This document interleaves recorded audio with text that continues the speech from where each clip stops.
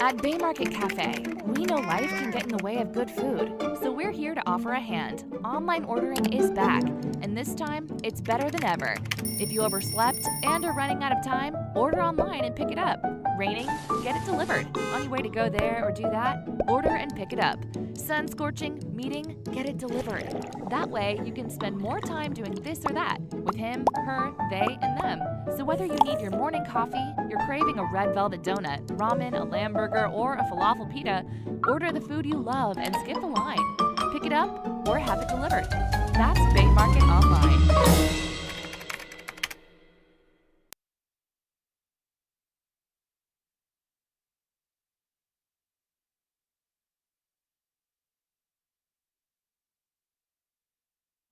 And thank you for joining us for the 14th of 19 candidate forums for the 2021 general elections in the Cayman Islands, being hosted by the Cayman Islands Chamber of Commerce in association with Foster's. My name is Mike Gibbs, and I have the honor of being the current president of the Chamber of Commerce. I will also be one of the panelists asking the questions this evening, along with Mr. Shamari Scott, president-elect of the Chamber. I'd like to begin my opening comments by welcoming West Bay South candidates Raul Nicholson-Coe and Andre Ebanks, and thanking them for accepting the Chamber's invitation to participate in this forum. Your willingness to appear on the same platform demonstrates to voters that you take the democratic process seriously and are ready to respond to a series of questions on the top issues as identified by a recent online Chamber survey. More than 400 responses and more than 200 questions were submitted via the survey, and these will help to frame the questions for this evening's forum. There is certainly not enough time to ask all the questions, but we will do our best to cover the topics that have been identified as the most important to the Cayman Islands and the West Bay South constituency. When the Chamber was established in 1965, the goal was to create an organization that supports, promotes, and protects the interests and welfare of its members and the wider community. Being nonpartisan, we have hosted forums every election year since the 1988 election. So for 9 elections, we have provided members of the community with an opportunity to hear from their candidates and educate themselves before Election Day. These forums have taken weeks of planning and preparation, with all the credit going to the hardworking Chamber staff, but would not have been possible without the financial support of our sponsors, Foster's, Affinity Recruitment, Bodden's Legal and Corporate, and DART, so a very big thank you to them. I would also like to extend a wholehearted thanks to our media partners, Cayman Mile Road, Cayman Life TV, Radio Cayman, Government Information Services, and ICCI FM for agreeing to broadcast tonight's forum. It is the first time that we have live streams of the forums on the internet, and we hope that this new format will enable even more people to watch them from the comfort of their own home. It is now time to begin this evening's forum. I will therefore turn the proceedings over to Will Pinot, CEO of the Chamber, who will serve as this evening's moderator. He will explain the rules of the forum and introduce tonight's West Bay South candidates. Good evening, candidates. The rules for tonight's forum are as follows. Each candidate will be asked a series of questions. You'll have 2 minutes to answer if you choose to do so. Each candidate will be allowed to answer the question without interruption and is free to differ with an opinion or position of another candidate during your allotted response time. We're asking that you deal solely with the issues, and at the conclusion of the forum, you will each be given 2.5 minutes to deliver a closing statement. I'll now introduce our West Bay South candidates. We'll begin with Andre Ebanks. Mr. Ebanks has nearly 7 years of public service experience, most recently as the Cayman Islands representative to the United Kingdom and Europe, where he represented Cayman's political, policy, and regulatory affairs. He was previously Deputy Chief Officer in the Ministry of Community Affairs, overseeing the Department of Children and Family Services, the Needs Assessment Unit, and the Gender Affairs Unit.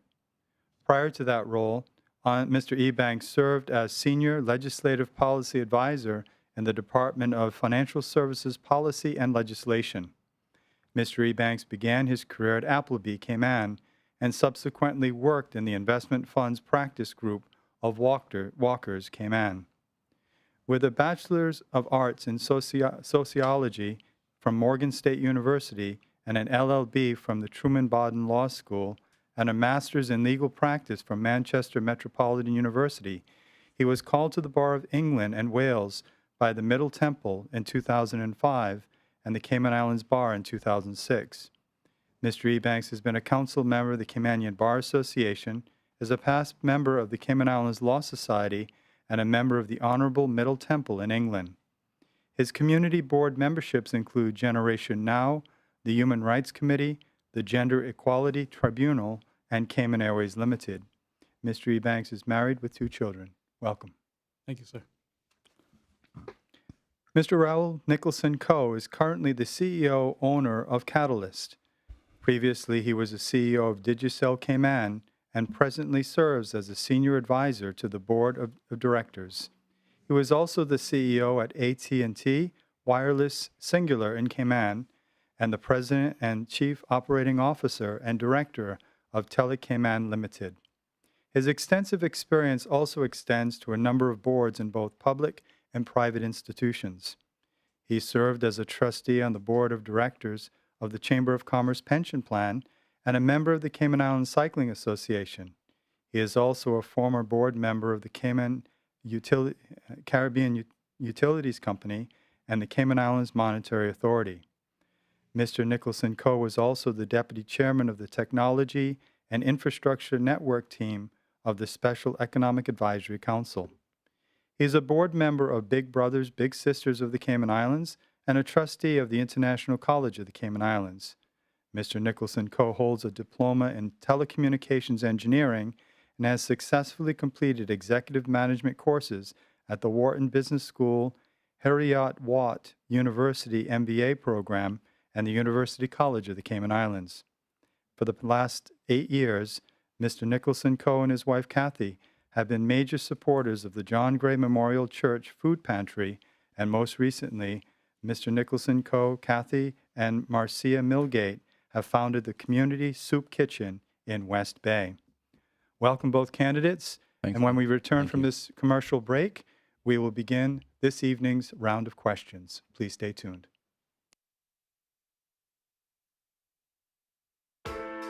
Behind everything we do is a promise.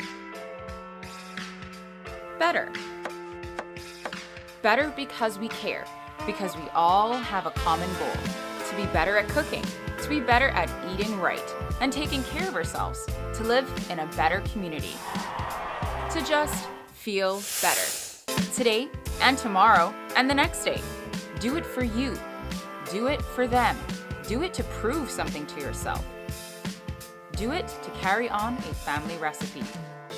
Or just because. But when you aim for the stars, better just works.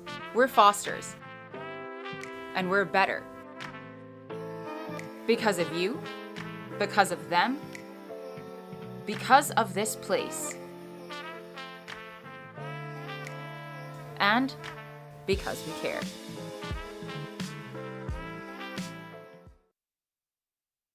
Welcome back to the Chamber of Commerce Candidates Forum for West Bay South. I'll now turn it over to the President of the Chamber, Mr. Michael Gibbs, to begin the round of questioning. Thank you, Will, and once again, good evening, candidates. The first question I will address to Mr. Ebanks, and then Mr. Nicholson Coe will follow up with his answer on that same question. So that first question is, what makes you the candidate of choice for the voters of West Bay South? Thank you for the question, and thank you to your audience. I believe that West Bay South and Cayman is at a crossroads. We've had long, complex problems that have existed for years, but the COVID pandemic has ripped the Band-Aid off of those problems. With a paused tourism industry and a challenged financial services industry, we are now seeing these problems come at us with intense velocity. I therefore believe we need the most qualified and most experienced hands-on deck to take the country forward. I therefore believe I am the best choice for West Bay South on the following grounds. 1, I am a West Bayer. I've not only lived in the district, but I've also lived in the constituency. I come from a long, proud lineage where strength of character and uplifting your skills of your people has passed down from my great aunt, Beulah Smith, to my father and on to me. 2, I'm a blessed husband and a father of 2 young children, which fuels the passion in me to fight for their future, which is now at risk. That's why in 2014, I left a large law firm and a large salary to move to the Ministry of Financial Services to work for the country and the industry as a whole rather than one private enterprise. And then in 2018, I moved to the Ministry of Community Affairs to fight for the most vulnerable, to oversee the Needs Assessment Unit, Children and Family Services Department, as well as the Gender Affairs Unit. I then moved on to fight for Cayman on the front line in the government's London office, to be our representative, to walk the halls of the UK Parliament with class and integrity, to show them what Cayman is all about and fight on the front line. I therefore want to apply all of those skills to be a servant leader, to be the person who knows how to walk the halls between the ministers and civil service, to deliver the service to our diverse constituency of West Bay South. Thank you. Thank you. Mr. Nicholson-Coe, same question. Thanks very much, Mike. Good night to everyone.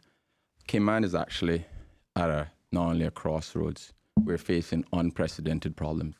Our elderly are retiring without any ability to fend for themselves.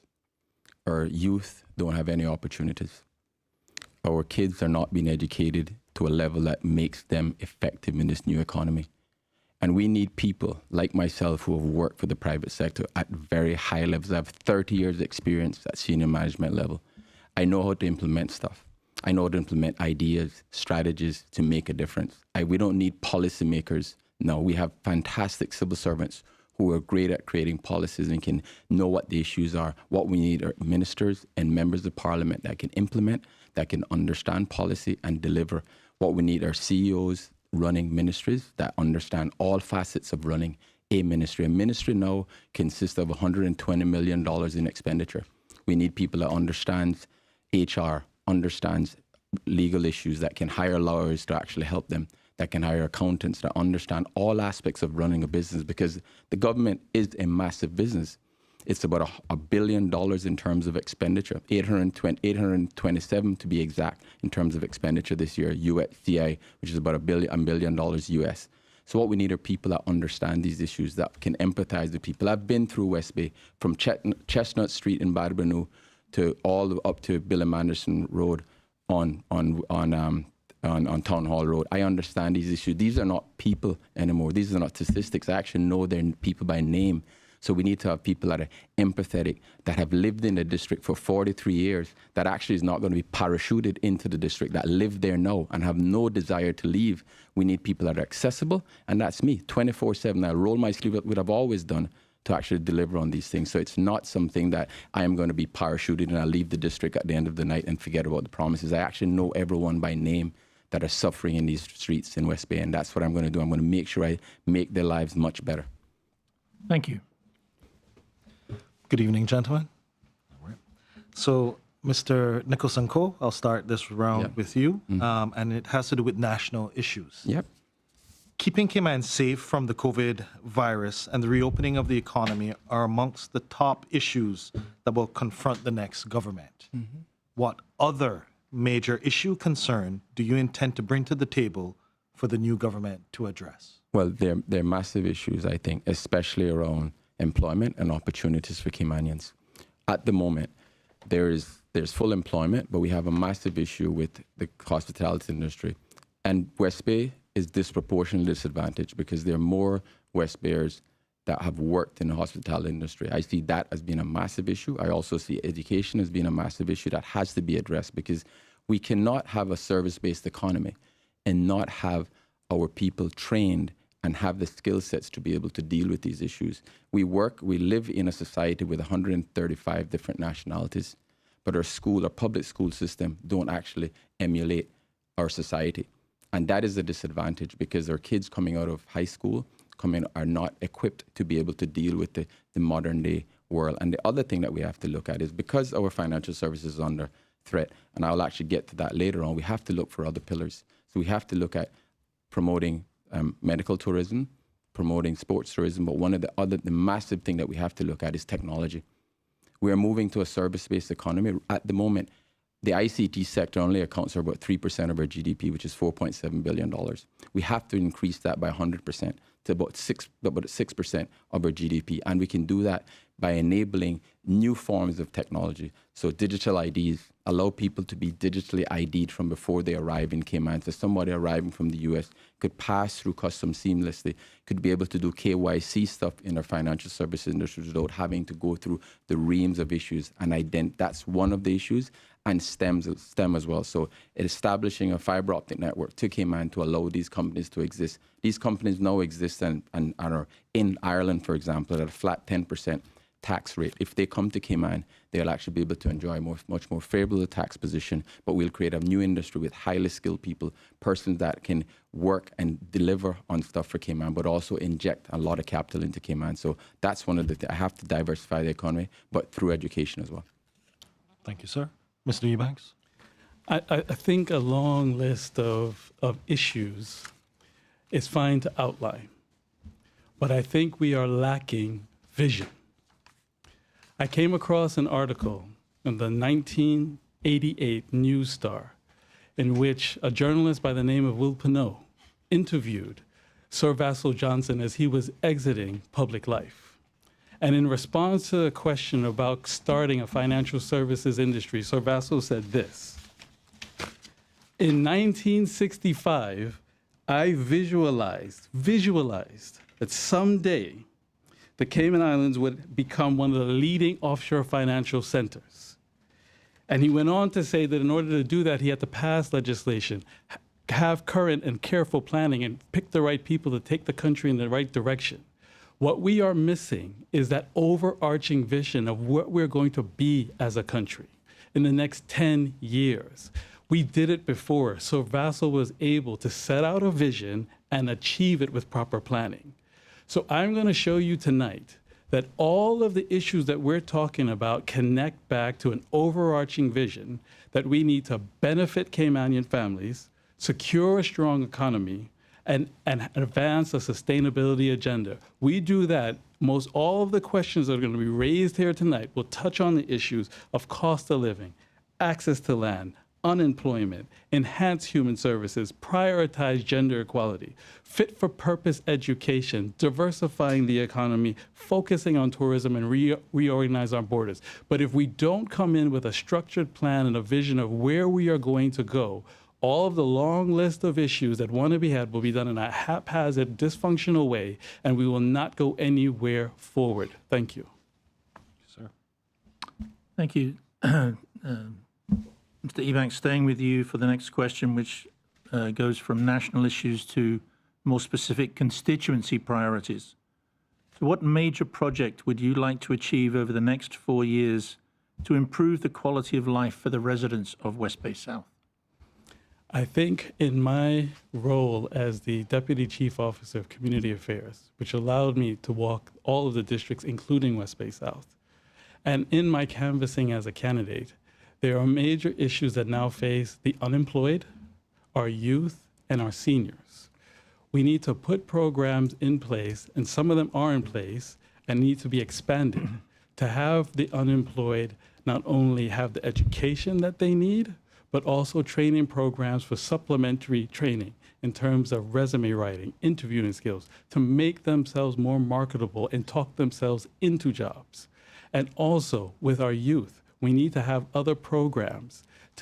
We could take, say, for example, Sir John Cumber's hallway on Saturday and propose a program to have positive, stimulating activities to take their minds off of negative activities and occupy them, stimulate them with computer code. This isn't just a dream. When I was in the community affairs ministry, we worked in public partnerships to be able to create Code Cayman, where young children from ages 10 to 11 were learning to computer code. So they get the training early and be able to establish those skills in the future. That was also applied in Gender Affairs Unit, where we did the exact same model for women So they would be able to discover from all ages, from 18 to all the way into 45, to be able to have a supplementary income in a new industry. We also need to do the same thing with our seniors. Yes, I know certain programs are in place and the Department of Children and Family Services is doing the best that they can, but we need to do this on a more regular basis. We need to incorporate our seniors as ambassadors in schools to impart culture and history, and also in the hospitality industry. These are our ambassadors. We are going to lose our culture if we don't incorporate our seniors. And we should use our seniors in other ways to be put on boards where they were part of the industry and can impart their knowledge and take industries forward. Thank you. Same question. Thank you. Mr. Nicholson-Coe, the same question, please. Thanks, Mike. I mean, through my walks through West Bay Road and West Bay South, I've been through practically every street in West Bay South, and the overarching theme is just opportunities for Caymanians. And that runs the gamut from Caymanians that have just graduated to seniors that are 65. So we have to create a program to be able to help them. But more specifically, we have to create a program for persons that have been displaced as a result of the drop in tourism. And we now have a golden opportunity. They're being given a stipend of $1,500 a month.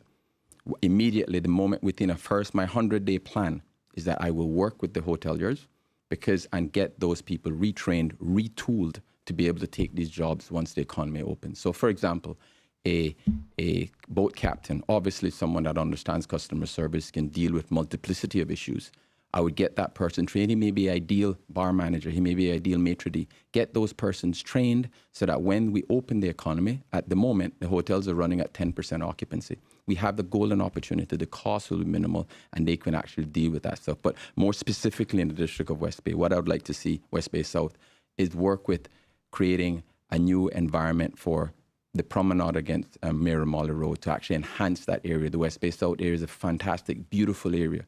We also should be looking at creating a multi-use hall that can be not only for meetings, but have a swimming pool. West Bays are known as seafarers. We're known as it historically. Why aren't we have the best swimmers? We have had heroes that have been known to swim during shipwrecks for hours or days in order to save their members. We also need to look for a facility for the mental health and to be able to support people, because we've seen a lot of that in West Bay, and we need to be able to deal with those issues.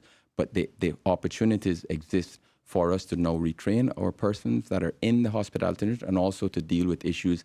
The John A. Comber Primary School is a massive issue there with a food program, and also literacy. So those are all the things that I'll be dealing with in my first 100 days when I'm elected. Thank you. And for this question 4, I'll start with you, Mr. Nicholson-Coe. Yep. And it has to do with a question I think everybody will be interested in, coalition and alignment. Right. So many candidates in this year's election have identified themselves as independent. Mm-hmm. If elected, would you be prepared to join a coalition group party? And which ministry or position in the new government would you want to fill based on your skills and qualifications? Right. Well, given my skill sets, right, my skill set would be on infrastructure, development, and also on new technology. And that's where I would like to focus on, new business development. Clearly, I'm an independent, a true independent. I had nobody on my platform from any other parties. These are independent thinkers, independent minds. And I think it would be interesting when people say that they're independent, they're truly independent, because if not, we're fooling the voters. And it's at this age in 2021, we shouldn't actually be trying to, we should be transparent, we should actually be candid, and we should be open about our allegiances. I have not had any discussions with any parties, but clearly if I'm going to be part of a government, I'd have to work with people that have the same philosophical bent in terms of from a social perspective, but also from a financial perspective. And those are the critical things for me. And also to be able to deal with things that don't create issues for Cayman and distractions to affect our brand. We need to work with people that are going to be honest, that are going to work together, and they're not distracted by other things. We need people that have demonstrated, that have experience, that have worked in industries, that are not there just to follow, but they're there to lead. Because what we're going to need are leaders that understand, that have been able to negotiate deals, that are able to sit with the new hospitals that are being built that you are part of, and to understand how can we make the agreements more equitable so that society benefits. Those are the sorts of things that I would like to get involved in. That's why infrastructure, inward investment would be something that I would love to be a part of. But it's also important for us to understand that it's critical that when we have investors and when we bring these investors, that we work with them together to make this a much better place. So from a philosophical perspective, I'm willing to join a grouping of people, but they have to be with the same philosophical bent for me, socially, politically, ethically, in order for me to work with them. Thank you, sir. Mr. Ebanks. Thank you very much for the question. I find it a strange response to say that because you are currently working with people who may have been from other groups, that somehow makes you dishonest or an unethical character. Nothing could be further from the truth. This is a small community where people have come from different walks of life and different experiences. And I think that goes to the root of the question. The question is, can you work with other people? Yes, I can. In my capacity, not only in the private sector, but in the public sector, I learned crucially about being a civil servant and having neutrality and objectivity. And that has stayed with me to be able to put aside when we were arguing over legislation in the Legislative Assembly when it was then called, when we were talking and bringing cabinet papers to cabinet, you had to be able to look across the table or look across the aisle and be able to work through legislation and policy and even programs to get things done. So the fact of the matter is, if I am so blessed to be elected to be the member for West Bay South, I will work with all the other 18 members because we have to. The people pay us to get things done. In terms of a coalition, I will be able to work with any individual who has come through the democratic process, but I won't, and work with them, but I will not be led by anyone who doesn't share my principles and my values. In terms of a ministry, I believe that if I'm so blessed and that offering is there, that generally people do better by things that they're either qualified in or have experience in. Therefore, I would be comfortable in a role in a ministry for financial services or community affairs or international trade and investment, because I've worked under 3 ministries and under 3 ministers. Thank you. Thank you very much.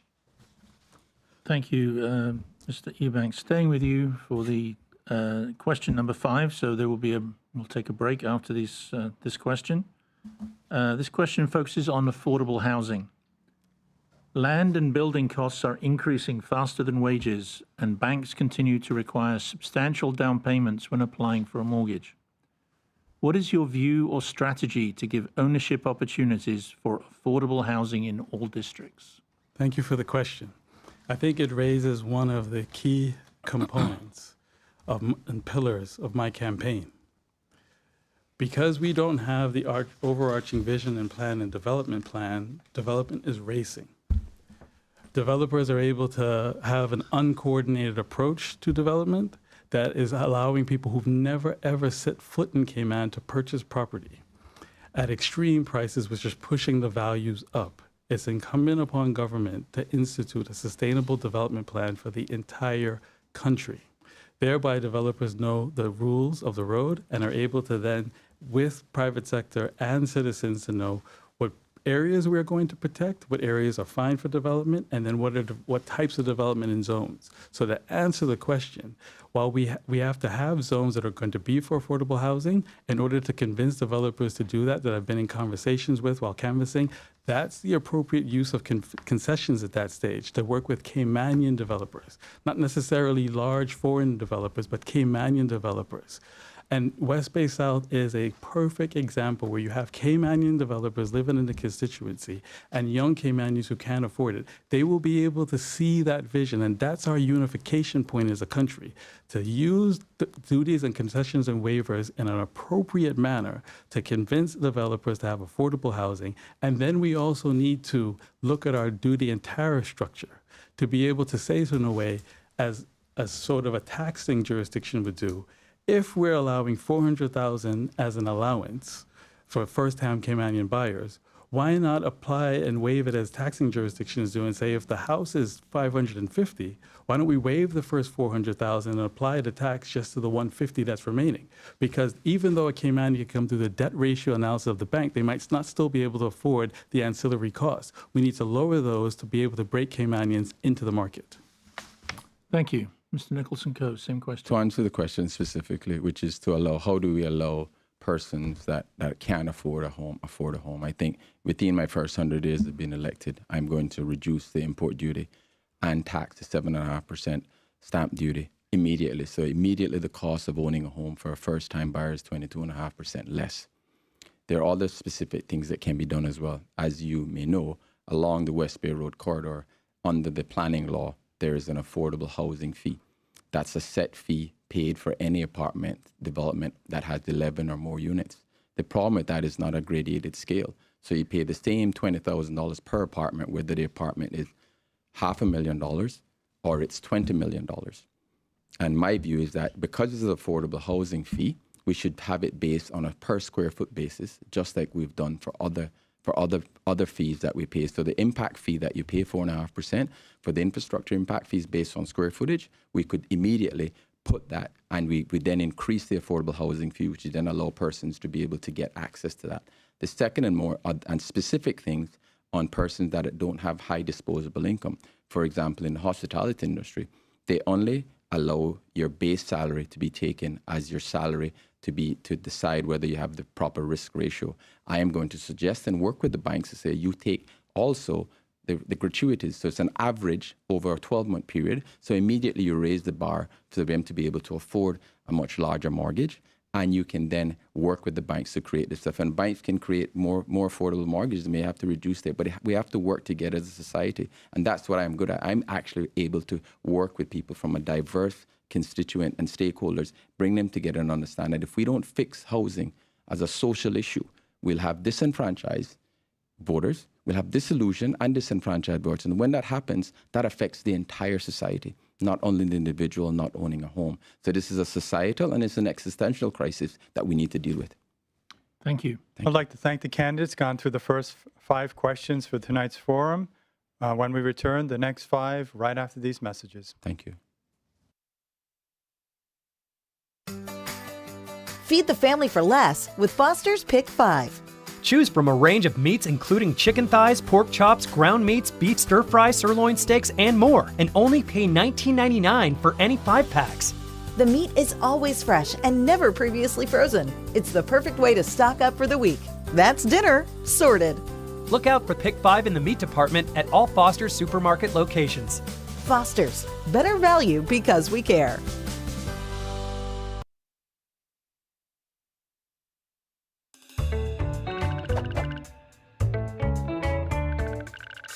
You hear people talk about the economy all the time.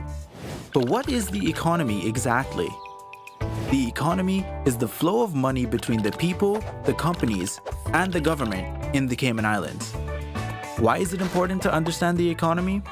Well, just like the engine of a car, the better we understand the economy, the better we can make it run, and the more prosperous we can become as a community.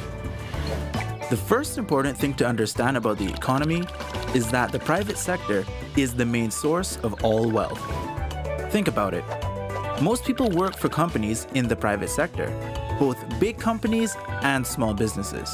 But even if you work for the government, your salary comes from the fees and duties paid to the government by private sector companies and their employees. That's why we call the private sector the prosperity engine that powers our economy and drives the country forward. When business is booming, companies have more money to spend on salaries, bonuses, and promotions. Employees with more money buy more products and services from other businesses. All those people and businesses spending money generates revenue for the government, which pays for important services like education, roads, emergency services, and care for the elderly. So when the private sector is doing well, everyone does well. But when the private sector isn't doing well, like during a recession, the money dries up and everyone suffers.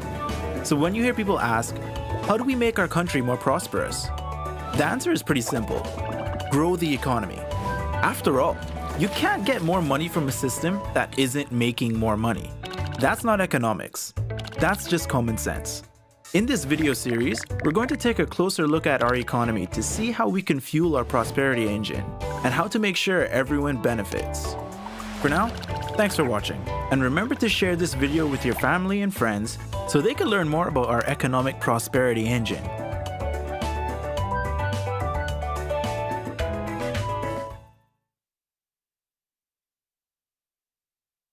Back to the Chamber of Commerce Candidates Forum for West Bay South. I'll turn it over to Shamari Scott for the next round of questions. So this round has to do with beach access, and Mr. Nicholson-Coe, I'll start with you. What will you do to ensure that the proposed developments in the area by Governor's Harbor will not have a detrimental effect on public beach access and traffic in the area? Right. Well, the scale of that development obviously is large, but I think it's a reasonable. The developer has done other fantastic developments in the district or in West Bay. We can work with them to alleviate that. Beach access is something that's critical, and is heritage, is part of who we are as a people, a Caymanian people. And those things have to must be preserved. And I think any developer, investor would see that as a benefit because it enhances their product. It makes their product more authentic. It makes their product more appealing, not only to the locals, but to also people that are visiting Cayman. I think that's what people want to see, is authenticity. They want to see a part of Cayman that existed in the 70s and 80s. We don't have to lose that as we develop. The other part in terms of traffic, clearly that's something we have to contend with. But in my view, what we should do is work with developers and say, create a transportation plan for your workers, for example. So instead every worker having a car, there's no need for that. If we create a transportation network that will collect workers at their homes, bring them to work, and take them back home. This happens in other countries, neighboring countries that have far less resources than we do. So in my view, any development that's multi-use, multifaceted, and of a certain scale, they should include within their application a transportation plan that will reduce the need for every employee to have a car. And secondly, those cars should be low carbon footprint cars, so they should be electronic in most instances, or some other sustainable way. So you reduce your carbon footprint, it makes it more sustainable. And what we have seen, the trend in real estate and people purchasing and looking for real estate will see Cayman as a sustainable way of living, but also a sustainable place to visit. Because people that spend money and looking to spend money in other countries want responsible developers, we want a responsible nation. Because we have to preserve what we have. The 7 Mile Beach is an amazing jewel that must be preserved for generations to come. Thank you, sir. Mr. Ebanks? Thank you. As I mentioned at the outset, the majority of these questions are going to link and return back to my premise. We need an overarching development plan. What is being discussed in this question is the current application by DART of a planned development area. That is essentially, at root, an owner saying, this is what I'm going to do with a block of land. What needs to happen is government say what's going to happen with the entire country's block of land and set the rules and parameters in place. Therefore, what is going to happen now, and we must recognize it, that we have citizens in our country, in our constituency, that have grave concerns about this development. I've attended the West Bay Action Committee. These aren't people who are just sort of guessing. They have grave concerns and they need to be recognized to preserve their rights. But instead of this devolving into acrimony and tension between concerned citizens and the developer, what is missing in the equation is government having an overarching development plan so everybody knows the rules of the road, and then will be able to plan accordingly to reduce the tension in our society. So when that plan is then promulgated, this question then becomes easy because we've already worked out the mitigation of the traffic. We've already worked out the infrastructure and social economic implications to the project. And therefore, citizens are informed, beach access is appropriately protected, and we then move on as one society rather than, where I can see where this is headed, an explosive exercise between concerned citizens and a developer, which is entirely avoidable. Thank you, sir. Staying with you, Mr. Ebanks, the next question focuses on the area of civil partnerships. And the question is, what are your views on the recently enacted Civil Partnership Act? Well, this matter arose when I was in my capacity as a representative for the Cayman Islands to the UK and Europe. So I saw it from that unique vantage point. I watched with close attention the debate that ensued in our then Legislative Assembly. I have to say that I can understand the views of hotly debated issue, And we are not talking about an us and them. We're all talking about people and their legitimate concerns around this issue. But as a qualified and trained lawyer and an ex-Human Rights Committee member, I cannot resist the argument that what this was about at base was providing equality of legal rights. There was a legal rights gap in our legislation which this fulfills, and I think it is time for the country to recognize that and accept it as the law. Thank you. Yep. Mr. Nicholson-Coe. Well, thanks, Mike. I don't believe in discrimination in any form, and I think that the law actually enshrines and creates a statute that protects not only same-sex couples but also heterosexual couples as well who are poor partners and allow them to exist as one. And I think that as a country, we have moved to a place where we are a bit modern, we're more cosmopolitan, and it's something that as a country we have to understand that these things happen, and at this moment in time, it was the right time. I would have hoped that the Assembly could have actually arrived at a decision without having the governor enacting his powers to do what he did. But it's something that I feel that is right at this moment in time in our country.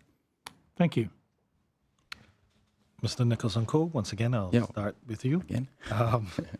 Education is always one of the issues discussed and often criticized during the run-up to each election. Right.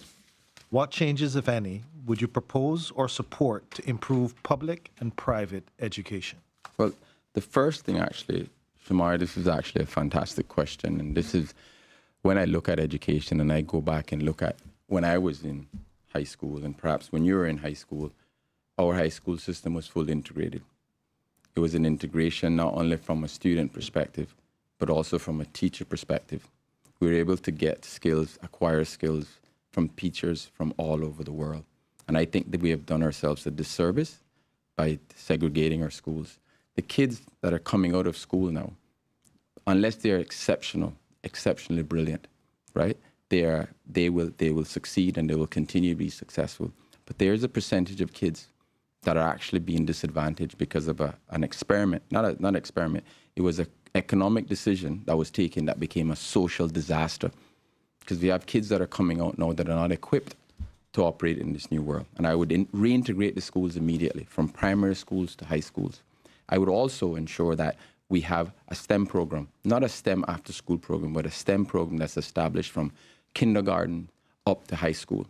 I would also integrate the two colleges, the University College and ICC. I would integrate and become one college, a University of the Cayman Islands. But not only are we looking to provide bachelor's degrees in others, but we also provide a trade program as well. A trade program that instead of people making $6, they can make $20 as an electrician immediately. And do this and destigmatize these jobs. These jobs are jobs that were done in the 70s and 80s. All the condominium complex that were built behind us were built by Caymanian tradesmen, like Mr. Jimmy Powell, like Mr. Walton. These were all people that built this country. Mr. Norberg Thompson. These people are all involved economically from an entrepreneurial perspective. And that's what we have to encourage. But we have to destigmatize it. And we also have to destigmatize people working in our hospitality industry by making sure that the hospitality training school is an integrated part of any new development. Thank you, sir. Mr. Ebanks. Thank you. It was obvious that this was going to be a question tonight, Shamari. And so I did a little bit of research to go back to prior chamber forums. Question arose in 2017. Question arose in 2013. Question arose before that. And here we are again. It's fair to say now we need a material departure from the existing system, or guess what? 2025, you're going to be asking this question again. We now need to move to a system that takes education out of the political cycle and create an authority in which gives the educators a framework that they can operate in independent of the political process, where they can hire and fire as needed based on performance metrics and hard data, where they're given the resources. It is true that reintegration is necessary. What is happening now is that we are examining in full throttle two Caymans. It's not only an educational problem, it's a sociological problem, and it's also a financial problem. You have persons who are working well beyond their means because they're deathly afraid of the public school system. That means they don't have disposable income for extracurricular activities, for extra resources. We now need to build a fit-for-purpose education system. We do not have the capacity at this moment to flick a switch and do reintegration full stop because it's not physically possible. But what we can do is set out a system based with public-private partnerships to create small schools. We don't need grand, huge schools. We just need to get started and have an education system that goes from age 1 all the way to seniors, where we are starting with early education, identifying issues, support services, STEM, blockchain, new industries, medical tourism, that have the framework to let our people loose. Thank you. Thank you. Our next question moves more towards the stay-over tourism area. And obviously, tourism is an important pillar of the Cayman Islands economy, with many small tourism-related businesses suffering as a result of the closure of our borders. What are your views about the timeline for reopening the borders to stay-over visitors, I should say? As in my last post, having spent 9 months in UK lockdown when COVID was now being discovered and very scary, I can tell you that being in a country that's economically shut down, physically ill, and also playing on your mental health, this is not a game to be played with in the political realm. It has to be driven by the science. We have to increase our vaccination penetration deep, at least minimum the 70 percentile range, and also be studying the infection rates. But the border is two ways. It's also protecting who's in here and also who's trying to come in here. So we also have to work with the science to identify the jurisdictions that are coming in and making sure that that's adequately safe, that they have been vaccinated. And maybe we will be able to relax the quarantine period, but that will come with being vaccinated and then also being tested on both sides of entry, departure, and entry. So I cannot see that, unfortunate as it may be, that we can open up haphazardly, because we do have a pause in stress tourism industry, and we have to do what we can and increase stipends to sustain folks. But if we lose the other engines of the economy that are working now, if COVID were to get loose, then we're going to end up in some of the situations of our sister overseas territories who don't have the luxury of those industries, and so they have to gamble. They have to try and open up because they have nothing else, and then they shut down again. Then they try and they get shut down again. We have to do this in a sustainable, sensible way, but take advantage of the pause and upskill individuals and get them back to work so that we're ready to work when we can open sensibly. Thank you. Mr. Nicholson. Yeah, I mean, we're in a fortunate situation. The government has actually done a very good job in terms of taking us to this position. And I think we all, we live in a very fortunate country. But we also have to think about how we're going to kickstart the economy. And can't be done in isolation. We have to do it methodically.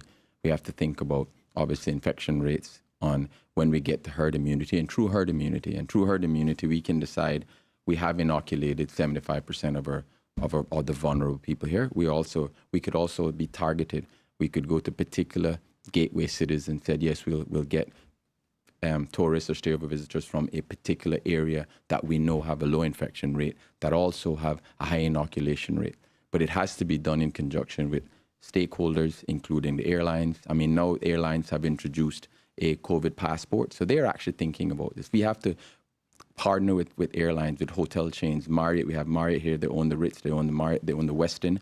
Kimpton is a large hotel chain. They also have standard operating procedures in terms of how they get visitors. So we need to engage those private sector stakeholders and understand what their timelines are, because we now have a golden opportunity. We have a golden opportunity to change and create a paradigm shift in terms of what type of visitors we get in this island. We will have to reduce the number of tourists arriving on cruise ships. I think that market is gone for a very long time, but we could reposition ourselves to get high-end cruise tourism that actually remain on island for a longer period of time. Smaller ships, but they will actually remain and spend more money. So I think gives us an opportunity. But we have to engage. We have to use science, but we have to also engage our stakeholders because these guys have millions and billions of dollars at stake. We need to work with them. They have best practices, and we work with those people, making sure our medical facilities are up to speed, but have a timeline. Let's set goals. Let's set objectives because the goals can move, but let's set at least an objective. This is when we'd like to open up. These are all the steps that we need to do before we open up, and then we will go from there. Thank you. Mr. Nicholson-Coe. Oh, again. With you again. Yes. Public safety is the next question. Oh, yes. Mm-hmm. Are you satisfied with the level of policing and public safety in the District of West Bay? What improvements, if any, would you advocate if elected? Well, public safety in West Bay, public safety generally is something that we have to look at across the board in West Bay. There, I think clearly we always think we need new police officers, but in my view, we need more technology. We need to employ technology to help with crime prevention. Yesterday, ironically, as I walked through, I actually visited a home, and there's people speeding along this road continuously, and that's one of the recurring themes in all of it. But we can use technology. We can't continue to hire officers. Officers need to actually do the paperwork. But if we employ technology, for example, to have speed detection cameras, and we have cameras now, we can upgrade them. We can put them on every street in West Bay to be able to prevent crime. And what we'll do, we'd go into preventive then as opposed to reactive. The moment a crime is perpetrated, we then have to go through investigations, we perhaps incarceration, you put somebody in jail, it's $70,000 to keep them in jail. What if we do something that prevents people knowing that if they do something, they will be caught, and the investigative process can exist and it will provide. So technology is critical. We can also employ analytics as well. We need to employ analytics because statistics can show where propensity to actually commit a crime. We know a lot of these things exist. We can go to find best practices in other countries that have employed technology. So I don't think the policing at this stage could be better in some areas. Of course, it can be better. It's never perfect. But I think that if we employ technology and augment the human element of actually crime prevention, we can actually do a better job. But we should also think about rehabilitation as well. Because crime occurs, but if we don't fix the issue, the root cause of why somebody commits a crime, the propensity for that individual to commit another crime increases. So let's get the medical profession involved. Let's get the psychologists involved, the therapists involved, and technology. We could then create a model that we can employ in other countries. Thank you, sir. Mr. Ebanks? Thank you. Technology and stats and analytics are all well and good, but we are a small community. What is missing, in my view, in the level of policing, and I know that there are some very hardworking Caymanian police officers, but what is missing for me is the community link to police officers. So policing is only as good as the link with the community. If the community has an inherent mistrust of the police, then they're not going to talk. They're not going to identify crimes. So yes, you can employ radar and technology for speeders, and that needs to be done because it does impact our citizens on a quiet Sunday morning when cars are racing and we wake up to knocked over light poles. But in terms of the question itself is about the level of policing, the level needs to come down to the grassroots so that they know the police officer. And that doesn't take more policing. That just takes a different strategy of policing to be able to be integrated into community so that folks can now reach out to the police officer, identify issues, and help solve crimes. That is what is also missing on top of the technology. Thank you. Thank you, sir. We've completed the second round of questions, so please stay tuned. Right after this short commercial break, we'll begin the third round. Stay tuned. March in Cayman is hot, but at Foster's, it's frozen. Frozen Food Month is back, and we're giving away 4 $250 Foster's cards. To enter, just purchase any 3 products from the frozen department from now until March 27th. It's that easy. You could grab a frozen pizza for dinner, frozen berries for a morning smoothie, and frozen plant-based sausages for something different. Exactly. Just don't forget to enter online at fosters.ky/Frozen Food Month. Foster's, better because we care.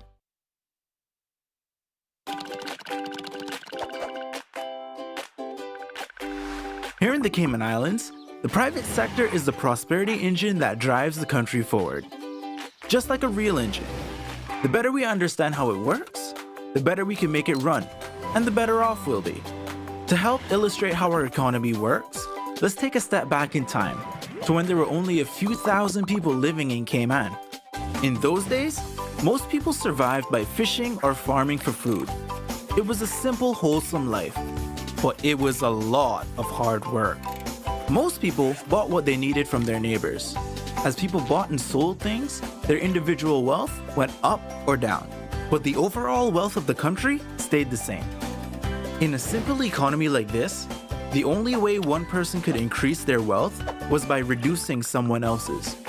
In order to increase the overall wealth of the country, one of our Caymanian ancestors would have to sell something, a product or service, to someone somewhere else, and bring that money back home. In other words, we would have to export something. In those days, our biggest export was labor. Men worked overseas or on the seas and brought the money home, thereby increasing the total wealth of the country. Although the economy is much bigger and more complex today, these same principles still apply. Every time a company in Cayman sells a product or service to a customer overseas, the overall wealth of the country increases. Once it's here, it flows around the local economy between the government, the people, and the companies and becomes a part of our society's wealth. The two biggest sources of income for our economy today are financial services and tourism, often called the pillars of our economy. Tourists come here and spend their money. So all of the tourism companies like hotels, restaurants, buses, Stingray City Tours that make sure our visitors have a great time are helping to increase the wealth of our country. Just like tourists, clients of financial services firms come here and spend money too. So all of our financial service companies like insurance companies, fund administrators, lawyers, and accountants that facilitate investment transactions for people and companies around the world bring money into the economy and increase the overall wealth. The point is, if we want to increase the prosperity of our country, the best way to do that, in fact, the only way to do that, is to grow the private sector. In particular, the companies at the front lines that bring the wealth here from overseas in the first place. In the next video, we'll talk a little about how money moves around the economy. For now, thanks for watching, and remember to share this video with your family and friends so they can learn more about our economic prosperity engine.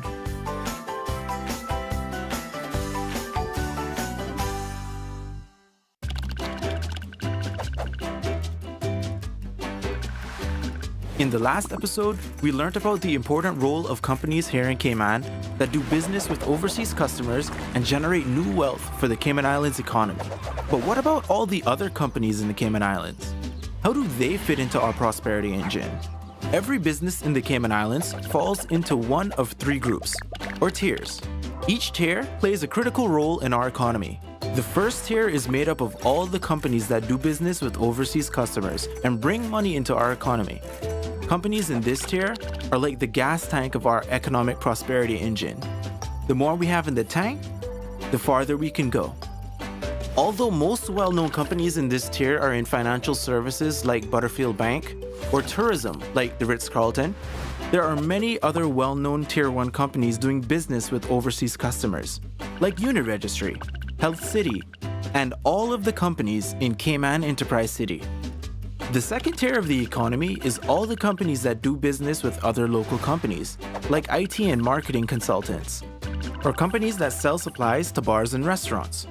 These companies are also very important because without them, the companies they supply would need to buy their goods and services from overseas. So while companies in Tier 1 bring money into our economy, companies in Tier 2 help keep it here. The third tier is made up of all the companies that provide services to people that live and work in the Cayman Islands. Companies in this tier include supermarkets, dry cleaners, mechanics, gyms, doctors, dentists, architects, house builders, florists, and gardeners. These companies are important sources of employment and business opportunities for our people. And they play a really important role because without them, Cayman wouldn't be a very nice place to live. So to recap, Tier 1 companies do business with customers overseas. Tier 2 companies do business with other companies in Cayman. And Tier 3 companies do business with those who live here. Every company and self-employed contractor in the Cayman Islands falls into one of these 3 tiers, and they all play an important role in making our nation prosperous, helping bring money into our country, improve our economy, and creating jobs. And without them, the Cayman Islands wouldn't be the great country that it is. Thanks for watching, and remember to share this on social media so we can all help fuel the economic prosperity engine.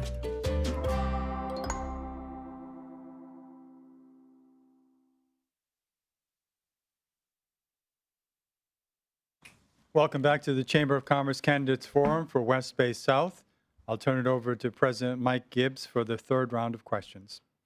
Thank you, Will. This next question will be addressed as previously to Mr. Ebanks. Focuses on minimum wage. What are your views on the current minimum wage of $6 per hour and the knock-on effect to the cost of living of any future increase? Thank you for the question. This is a subject that is indicative of something that happens in Cayman, whereby minimum wage needed to be instituted. It took a very long time to get there. And now that we get there, we can't let what's happened in other areas just lag and we not make appropriate modifications. We can't let this, particularly when we're in the middle of a global pandemic, to just sit. The current framework allows for a review of the minimum wage. That should go forward to find out what is now reasonable, acceptable to move to institute that, because the only other way to deal with the cost of living is to increase earning power. And if we don't do that, then those who are facing the reduced wages will feel the harder pinch of the cost of living. So we need to, in rapid fashion, conduct that review and be able to make appropriate modifications to increase the minimum wage where suitable. Thank you. Thank you. Mr. Nicholson-Coe. Yeah, great question, Mike. I think we need to move from a minimum wage to a livable wage. We need to look at that as a livable wage because that creates a lot of social problems as well. But irrespective of whether you increase somebody's wage, you also have to look at the cost base. So coupled with that, we have to look at some way in reducing the cost of basic goods. So review the custom tariff laws, understand those laws. I mean, there's some anomalies that I have seen in the law in which it states that we have salted eggs, fish rolls, which is at 0%. That's caviar, right? In my definition, the people that actually can afford caviar can actually afford to pay duties on it. We need to look at it and make it a more equitable approach. So increasing somebody's wage, you actually pull the push-pull economic issue can create inflationary pressures as well, and we don't want that because that invariably will increase prices, will reduce the ability to their disposable income.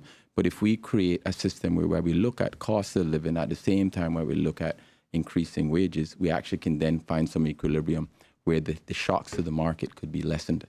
So that would be if there'd been a consumer protection legislation created by 3 QCs that actually hasn't been enacted.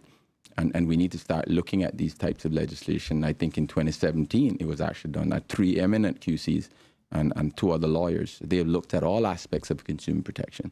And I think when you see the current stakeholders that are based on economics or on persons providing services, they would see the benefit of actually looking at this so that it makes their product more accessible. And we have a society that functions the way it should function. So it should be a livable wage coupled with looking at cost of living. Thank you. Yeah. This is question 12, and it has to do with the environment. And Mr. Nicholson-Coe, I'll start with you again. West Bay South includes some of the most developed and highly sensitive environmental areas with some of the last remaining mangroves along the West Bay Peninsula. What is your view about the ongoing and future development of this area? Well, I think that sustainability is critical, and we can't look at sustainability purely from an economic perspective. We have to look at it from an environmental perspective. So there's certain areas in West Bay that I have been through. Barkers, for example, I actually ride my mountain bike through there. It's a pristine, amazing place that should be left untouched. We have to also look at expanding the areas that are now protected for sea life. and understand that those things have to be protected. But we also have to decide all people that actually make a living through the sea. Some of my supporters are fishermen, and they make a living through the sea. They understand that they respect the sea, but they also make a living from it. So we have to, as a country, just like we provide subsidies to farmers, we also have to think if we're going to diminish the ability for a fisherman to actually increase his catch and have him to respect the environment, we must do so by helping them to augment their salaries. We also see in countries, there are examples of environmental disasters based on economic realities. If you fly over Haiti, I don't know if you ever had the chance to fly over Haiti, but there's a distinct line between Santo Domingo and Haiti. And the reason why there's a line is because people chop down the trees to be able to feed themselves. If they had the ability to provide for themselves and not having to destroy the trees, there wouldn't be a need. So let's empower our people, provide them with economic incentives so that they don't have to look to the environment for subsistence. And that's my view, but it has to be protected at all costs, but we also have to think of the human cost as well, so that the two things can work in parallel and we can work in sync and complement each other. Thank you, sir. Mr. Ebanks? This issue is not just near and dear to me as passion. It's one of the central points and pillars of my campaign. If there was no COVID, the environment would be the marquee geopolitical issue by far. In order for us to capitalize on this as a country, we already have a 2011 climate change policy that's in draft form that has not been fully adopted and implemented. We need to make appropriate modernizing changes to that policy and get started on climate change. Other jurisdictions are so passionate about this, including the UK, that they actually put this subject area under the equivalent of a chief officer who's under the leader of the country because it gives it that prominence, and then create a cross-ministerial team. So that climate change chief officer or czar is now checking in as a list of all the things that all the ministries need to do to adapt to that policy. Because whether we like it or not, climate change impacts and permeates through every ministry. In order to do that, that would then flesh out the areas that need to be protected, like Barcas, like other areas where we need to protect our natural resources. It also then changes the image of the island. If we now, and I can't see any reason why Cayman can't be the regional leader in climate change, we then uplift and change the image of the country.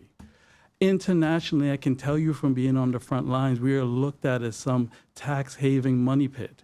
If we are now the regional leader in climate change and show how we're taking in our backyard, the issue is smacking us in the face. Look at the landfill today. How long are we going to wait and have parents hustle to get kids out of school? We need to address this issue now and change this country. Thank you, sir. Staying with you, Mr. Ebanks, changing tax somewhat here, moving to health insurance. Health insurance premiums continue to increase annually for many businesses and especially for persons who reach retirement age. What improvements, if any, would you propose to make health insurance more affordable for businesses and retirees? This question is another one of those questions, like education. If you go back and look at the Chamber's last two debates of the last two election cycles, not this cycle, the last two cycles, so 8 years ago, this question continues to plague us. We have to get serious and first admit to ourselves that the current system is not sustainable. If we can at least agree on that vision, that overall premise, then we need to start looking at alternative systems. Systems that either we have a universal plan, a base plan that everybody pays into, and that if you have additional income, or if you're in a higher economic tier, then you can maybe have private insurance on top of that. But we have to take care of the entire country first. Or other systems that exist in places like Singapore where they actually have a savings account added to it. and that you actually been able to pay in, and then you can utilize your savings account. Now, that might be advanced for now, but we have to start thinking bold and moving this issue forward to transform the current system of the copay and deductible arrangement and having our health services spending time chasing bills up and in chasing insurance companies. That has to end. You're not upskilling the people and using them to actually implement a system to deliver health care for our people. We're wasting time, we're wasting money, and at the end of the day, our people are not secure. This has to be a marquee issue of the next government. Thank you. Mr. Nicholson. Thank you, Mike. Well, actually, I don't think we need to do a study or a research on this. We don't need to do another paper. We don't need to do that. We know that this isn't working. When I walk around to the districts and I meet people, they actually are seniors that cannot afford health care and are suffering as a result of that. So we don't need that. We know empirically we have it. Anecdotally, we know that it doesn't happen. But what we have 5 hospitals here that are world-renowned hospitals. What we should do as a country, we should pool resources and find the best hospital that provides a particular service with the lowest cost. So let's find center of excellence, and instead of everyone doing oncology, find a particular hospital that is great at oncology and let that person be the systems expert. And they will then have the economies of scale to be able to reduce costs and provide seniors, specifically seniors and the vulnerable and kids, with a lower cost of delivering healthcare. The other thing that we should do is actually create a pooling or resources in terms of purchasing power. So instead of each individual hospital purchasing their pharmaceuticals, we purchase it as a country. Immediately economies of scale chip in, and the price of pharmaceuticals and drugs will decrease significantly. We could then work with the insurance industry and look at how do we create an HMO perspective and look at that and create a model that fits Cayman. But I think we have to think in the future as well. Let's create a sovereign wealth fund that can deal with these issues. The cost of healthcare isn't going to drop. We know 7.9% of the population is above the age of 65. That is going to continue to increase. And the cost of delivering health services to those will continue to increase. So let's create a sovereign wealth fund, use whatever surplus we have, and put that in and invest it privately, and to allow government to be able to provide these services in the future without having to tax businesses to do it. Sovereign wealth fund work. We know it works in places like Norway. Norway has one of the largest sovereign wealth funds, is $1 trillion. If they liquidated that fund today, every Norwegian will be a millionaire. I'm not saying we're going to get to that, but we have to start thinking not in 4 years' time. We need to start thinking generationally. Thank you. The next question has to do with youth and youth matters. And Mr. Nicholson-Coe, I'll start with you again. Yeah. What do you regard as the top 2 issues facing our youth today, and how do you intend to address these concerns? Well, to be honest, the top issues facing the youth today, I mentioned education, but opportunities. Opportunities for when they become educated. It's unconscionable to have a Caymanian individual. We have a young Caymanian supporter of mine, voter, who is a high school graduate, an exceptional student. It's not fair for her to have sent out resumes to many different companies and not be given an opportunity for an interview. We cannot develop as a country in that way without taking care of our youth. And then the second part of that is that if they get a job, how do we allow them to get part of the Cayman dream?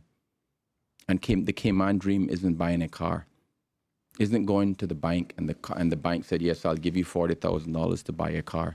Immediately, once that car is driven off the lot, it loses 20% of its value. The Cayman dream is owning piece of Cayman.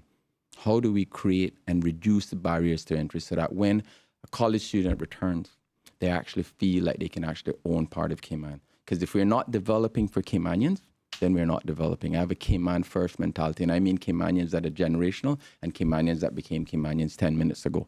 We're all in this boat together. I went through a number of streets on Hennings Lane, and I met a lady. It was the most disheartening discussion I had with someone when she said, my kids are now at university, and I've told them, don't come back because there's nothing for them in Cayman. That is not what we want. We want Caymanians to go and equip themselves, come back here to get the best jobs and to continue to develop like we have been, because we are a country that is inclusive, that is hardworking, but we cannot allow people to become disenfranchised and disillusioned. So I see opportunities for Caymanians in education are the critical things to continue the success of this country. Thank you, sir. Mr. Ebanks? There's two things that we really, really need to work on for our youth is increasing their access to the job market and making them as most marketable and attractive as they can. And those who have had stellar degrees are getting the jobs that they are qualified for and get rid of this nonsense of being overqualified. I saw it firsthand as a representative to the UK and Europe before COVID when we'd mingle with students. I can't tell you that that was one of the most pleasant surprises of that post, was to see that the future is bright of our young Caymanians. My generation may have been 5 or 6 disciplines, but these students now are coming back with IT degrees and masters in blockchain, masters in brain surgery and heart surgery. If we don't provide an alternative set of industries in terms of medical tourism, tech, film, we are not going to provide the atmosphere. So it's all well and good to say that we've all walked the streets and we're all Cayman first, but the question is the how. The how is to be able to provide that platform so that you say to our Caymanian students, this is the reason why we need your brains to come home. This is why we don't have this brain drain. We provided an atmosphere that allows you to get the job, the earning power, and to pursue your careers. In addition to that, we're taking a step back before you get those, because those who are here with us now, we also have to think about, which links back to the education system, of making sure that we have the services in place, not just education, but academically, but vocationally, to have an expanded job market to make Caymanians as attractive as possible. And the last issue that I would say, because it's two, is mental health. Today's youth are dealing with challenges that I would have never anticipated, that I don't know how I would grapple with. It is good that it's being recognized by organizations, and we need to pay attention to this now and help boost the mental health, particularly during COVID.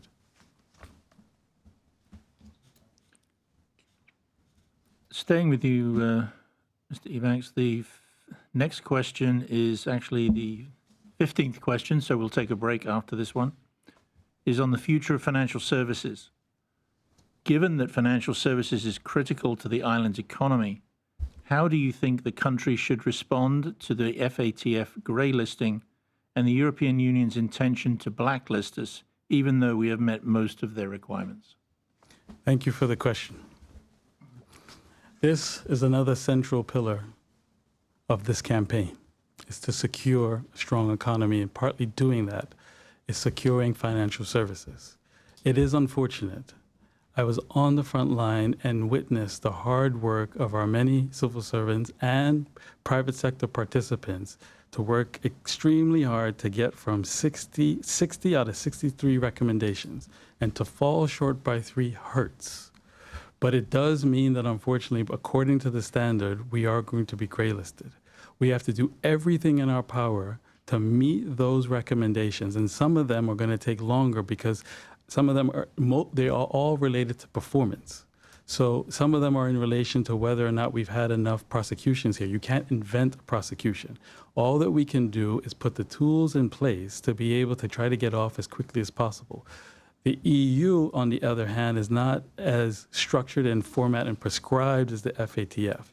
So what that's going to require is engagement with the EU to understand how little we fell short, how not difficult it is for us to mitigate these risks so we are not as large as a threat. But there's a more fundamental issue here, because our country, and I've seen it firsthand in my post representing us in front of the EU, is going to face continuing waves of regulation. What we need to do, and what I've seen work, is proactive advocacy that's data-driven, where you have the Monetary Authority, you have the Financial Services Ministry and industry bodies, Chamber included with Cayman Finance, to be able to put up proactive arguments to the EU.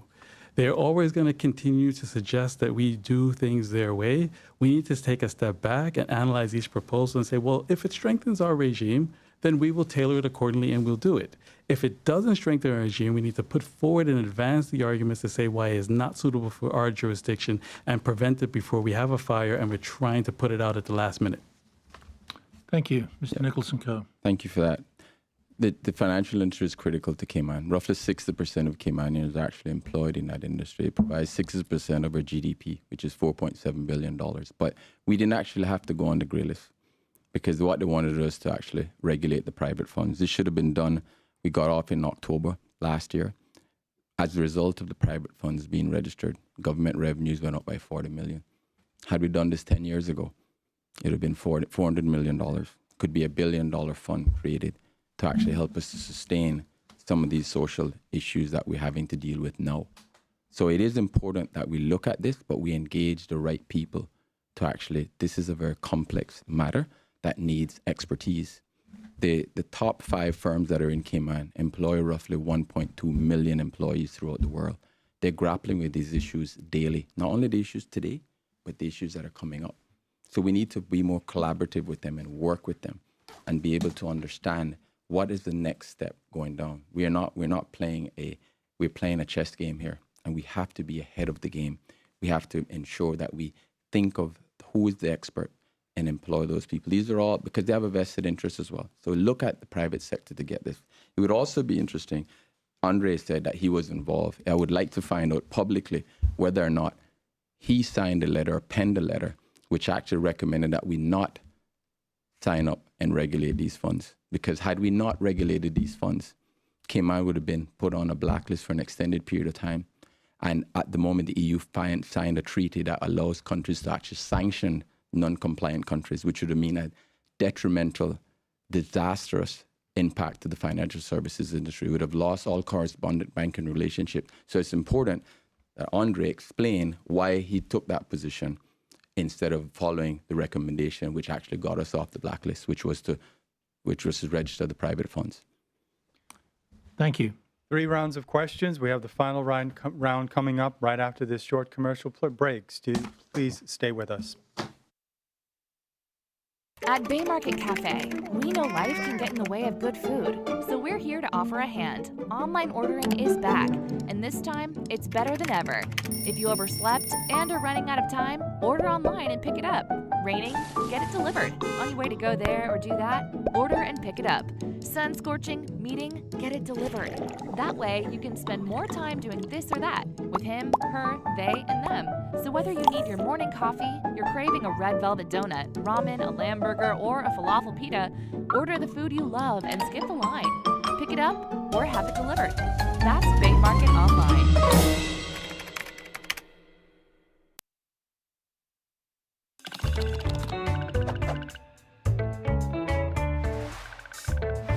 When companies do well, everyone does well.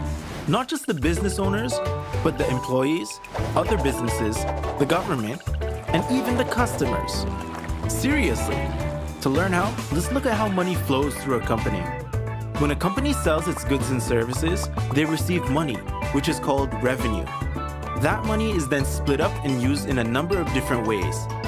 Some of the money goes to employees. To keep it simple, we'll call this salaries. Some of the money goes to pay for products and services the company needs to keep running. Those expenses are called overheads. Some of the revenue goes to the government in duties and fees. And finally, any money left over goes to the owners of the business as profit.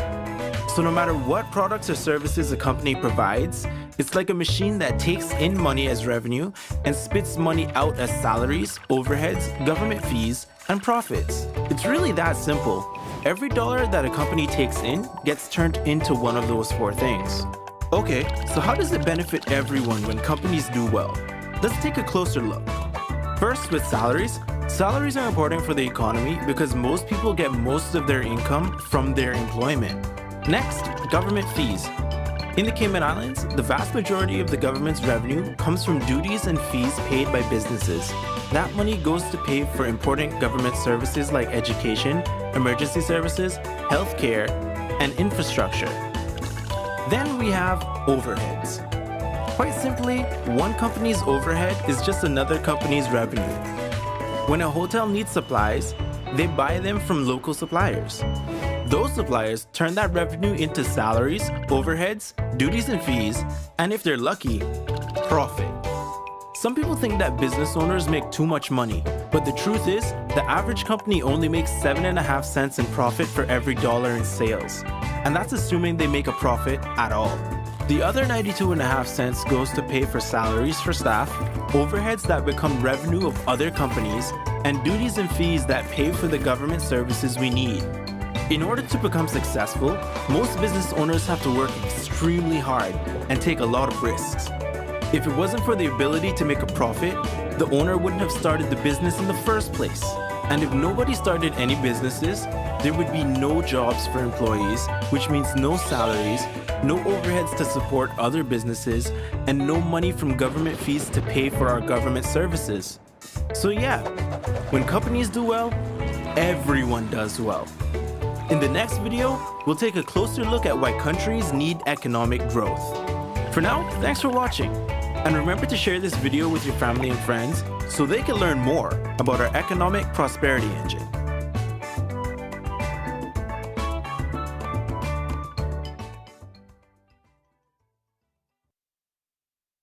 Welcome back to the Chamber of Commerce Candidates Forum for West Bay South. For the final round of questions, we'll begin with Mr. Shamari Scott. Both of you have spoken about the cost of living as one of the major issues, so should be no surprise that cost of living is here as a question. Mr. Nicholson-Coe, we'll start with you. The cost of living ranked as a top issue for respondents in the most recent Chamber public survey. What additional strategies would you propose to address this issue beyond those you've already touched on? Right. Well, this is a complex question and it's a complex solution, but I think there can be simple things that are done in terms of addressing long-term cost of living issues, right? And what I've seen is that persons that are actually trying or struggling is that the major cost is obviously mortgage. The second cost is actually electricity and other costs in just running their home. So my suggestion is going forward is that we create a sustainable way of reducing people's costs. So homes that are being built will encourage them to have solar panels on their roofs to reduce the dependence on actually having to purchase electricity. That would reduce their ongoing operating costs, which would reduce their cost of living, and even to create reverse osmosis plants to allow them to create their own water. We have an example of this in West Bay South, actually. A fantastic boarder, Mr. Kim Jackson, who's an engineer. He actually has his own solar panels. He actually is almost off the grid. We can do this, and what we should do is when we build homes going forward, we should actually be able to insulate the homes, create them so that they're more efficient from a cost perspective, but also from an environmental perspective. Those are one of the things. The other thing that we should actually do is actually look at creating a fantastic and a world-class transportation system. So there's less reliance on your private cars, so you don't have to use fuel. You'll get a world-class, fantastic buses that actually emulate and create an environment where people would use the buses. That would actually reduce transportation costs. We could also looking at reducing cost of bandwidth and technology by bringing a cheaper bandwidth into Cayman. Because communications is critical going forward, and people use this for their businesses, but we'd have to create those things to allow people to be able to take advantage of these things by being creative in terms of what we do. Thank you, sir. Mr. Ebanks? Thank you very much. I think that there are three main ways, and we can be more specific here. I think there are short-term, intermediate term, and longer term. In the short term, it's in our power now to review our duties. It is a system whereby it is our consumption tax model. We need to give it life and actually use it in a manner in which direct taxing jurisdictions do the same things in order to provide economic relief in certain times and also to motivate certain behaviors. So there are now a disproportionate cost on certain duties and certain goods and services that need to be looked at so that you can offset and provide relief for those who are on the lower economic tier and raise certain other items on those who are in the upper economic tier without impacting government revenue. In the intermediate term, we need full implementation of the national energy policy so that we can reduce the cost of energy. Not just and government should be an example of this and put solar panels on every government building to encourage the private sector to move along. And in the longer term, we need to increase the earning power of Caymanians. The only other way that people will not feel the pinch is for their earning power to be increased. And we do that through education and jobs. Thank you. Thank you very much. The next question, staying with you, Mr. Ebanks, focuses back on some more of the environment and the future of Barker's. The head of Barker's is in the constituency of West Bay South. What is your view about the future development or preservation of this valuable natural resource and treasure? I return again to my answer, and I repeated it from the outset, that many of these questions are going to connect back to the exact same issue. We need to enact our environmental policy that's been sitting on the shelf and have a sustainable development plan for the entire country. That way, whether it's West Bay South and our precious that should be a national park and untouched because of the value, if you read the Department of Environmental's reports on Barker's, you would be able to see how valuable it is in terms of marine life. It has to be protected. It also will go towards our agriculture, food security, and life. So it's let's zoom out for a second and not focus on just one constituency. It's the entire country where we have to protect our environment. I said it before, and I'll say it again. It is the marquee issue if there was no COVID. Later on in this year, the UK is going to try to represent all the overseas territories at the UN COP26 in Scotland. That is going to be an ample opportunity, if we really get our arms around the environment, to showcase Cayman in all its glory and go back to my plan of being able to change the image of the country. Thank you. Thank you. Mr. Nicholson-Coe. My answer is very simple. Yes, we have to do everything within our power, and not because it's the beauty of it, but when you walk through or use your mountain bike and ride through it, it's just an amazing place. There's a particular pool that actually sits on the northern end of it, facing North Sound. It's like a natural harbor, and it's the most amazingly still zen place. I used to ride my bike, and I would stop there with my son about 4 years ago, and we'd sit and just watch. It's just so beautiful. The fish life, the marine life, the flora and fauna is actually absolutely amazing. And the amazing thing about that is that it's only 8 minutes from here. So a stay-over tourist can actually go and see something is an untouched environment. And that is what I think when all the research that I have done in terms of people visiting a country, they want authenticity. They want to see the real Cayman Islands when they come here. And Barker's provides them with an immense array of amazing natural things that they can enjoy. And it's a historical thing. It's something that has been in Cayman for such a long time. It has a special place in everyone's heart, I think. And I think we need to promote that and promote the aspects of that particular unique gem that we have. And so there's no if, and, or buts. It's just, it has to be done. And it has to be done in a way that don't diminish the ability for us to market it as well. Because we don't want hundreds of tourists going there. We have to be careful in terms of not overpopulating it and making it, diminishing the guest experience. But we have to preserve it. I enjoy it myself. It's 2 minutes away from my home. Okay, thank you. Mr. Nicholson-Coe, this is the 18th question. It has to do with employment. Mm-hmm.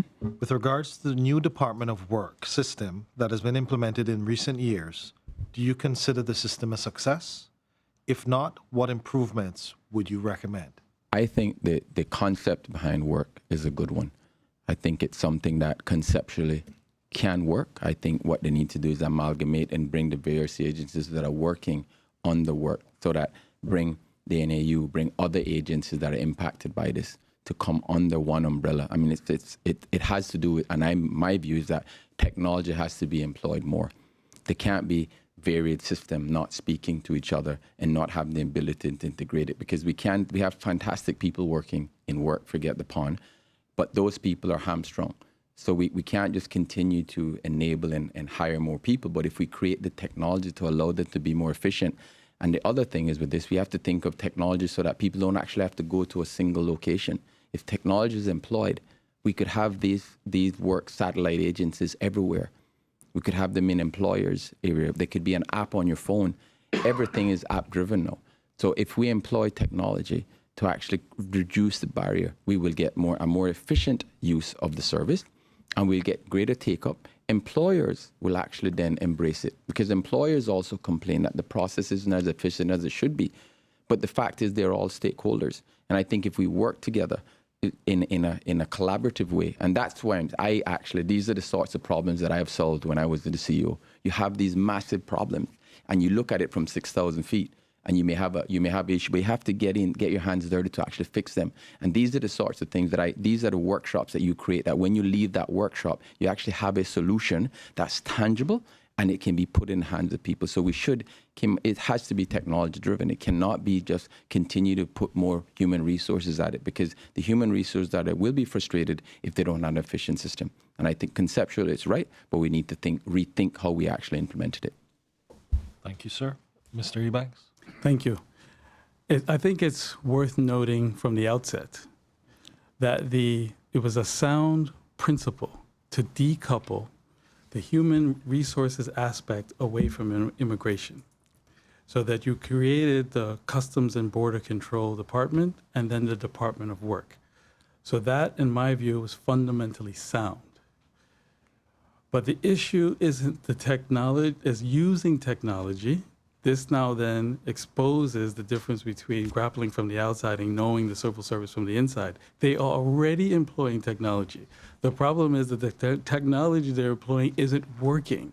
So they need to get back to a system. And in fact, from my civil service contacts, the system actually that they were using prior to this is one of the things the government has to grapple with, that you don't need necessarily a fancy system.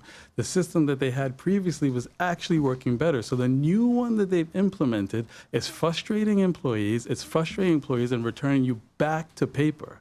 So what needs to happen is to employ sensible technology. You don't need to have it completely state of the art, as long as it works and applications can go through.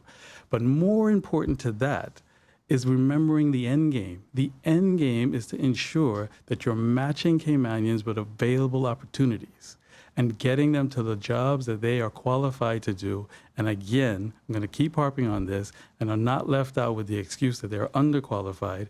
And in addition to that, we also have to ensure that work is working also with other agencies to ensure that you're having the upskilling of Caymanians in other areas and providing them with the wraparound support services in terms of resume writing, in terms of interviewing skills, so that they can then properly show up and be more attractive to private enterprise.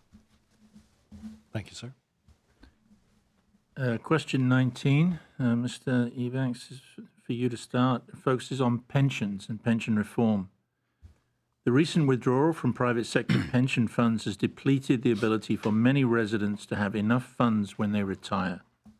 What ideas would you recommend to address this future shortfall? Again, it's another one of those issues. If you look back, the chamber debates has continued to arise over and over again for electoral cycles. This is one area where I think the civil service has done itself proud with the Public Service Pension Board, where you have a system that you're paid into and is running excellently. We need to deploy something similar to that effect for the private sector, and then free up pension managers to be able to have, and this has been asked for years and years, just simple tweaks of the pension legislation to allow freedom for investment managers to make more and diverse choices in pension monies, to be able to diversify the portfolio and grow the returns. So it's a high time that we stop talking about it, implement simple changes, and then start to follow a model where the civil service can lead by example here, adopt the model, and move the country forward, because we cannot have a situation where there are Caymanians who are coming to the Government London office in the UK to retire in the UK. That is unconscionable in this society. So they are turning up to functions with students to mingle, which is great for the Cayman Islands Government Office to have these Caymanians overseas, but not for that reason. Not because they could not retire in dignity in their own country because the UK cost of living is cheaper. We can't allow that in this society. So we can't, and then we're losing those seniors to be able to put their minds to work as they pass retirement, where they could be contributing locally. So we're losing the brain drain on both sides. The youth are not wanting to come back, and then the elderly are leaving. So what will we be left with? It's time to move the issue forward. Thank you. To answer the question specifically, which was to actually how do we augment the $400 million that was removed from the pension plan? I think we have to think of how could we augment that by increasing the contribution over a period of time so it's not a shock. We should be able to do that over a 3-year period, increase it from maybe 5 to 8%. I also sat on the Chamber Pension as a trustee for a while, and we did a fantastic job in terms of bringing on the cost of actually managing the pension fund. But I think what needs to happen, instead of allowing pension managers to charge on an AUM basis, assets on a management basis, you should be on a performance basis. So there's skin in the game. If you perform well, you get paid. That then incentivizes them to be able to make the best judicious decision when it comes to investing. The second thing that needs to happen, in my view, is to change the regulations to allow pension funds to invest in Cayman and invest in certain private-public sector partnerships, or even a decision to build a hotel. There are lots of pension funds now that are actually putting money into Cayman because of the attractiveness of it. They're funds, they're companies that have been set up in Cayman using pension funds from other countries or neighbor countries to invest in Cayman because of the level of returns that they get and the security that they get. Yet we are not doing that with our pension funds. I think, so there are three critical things. Increase the contribution over time that will help augment it and bridge that gap. Second thing is to force investment managers and the pension funds to be able to look at instead of an AUM model as a performance-based model. And the third is actually to allow them to invest in our own country, which will then help us to actually get better services and allow for greater returns from our own country. Thank you. Well, I have the pleasure of the last question of the evening. You do? I love it. Once again, I'm going to start with you, Mr. Nicholson Co. Yeah. And it has to do with a national lottery. Right. So the introduction of a national lottery has been discussed for many years as a way of funding education and infrastructure. Right. What's your view on introducing a national lottery? Right. That's a great question, and I'm happy. I thought it was more questions than 20, but thank you for that. But so the question is from a national lottery. If it works financially, yes, I think it's something that we should look at. I mean, it has worked in other countries. It has worked in other states. Florida Lottery provides billions of dollars to education. But I think we have to look at maybe perhaps other things as well. Let's look at the Sovereign Wealth Fund and create that wealth fund, Sovereign Wealth Fund, and have it managed separately and apart from government.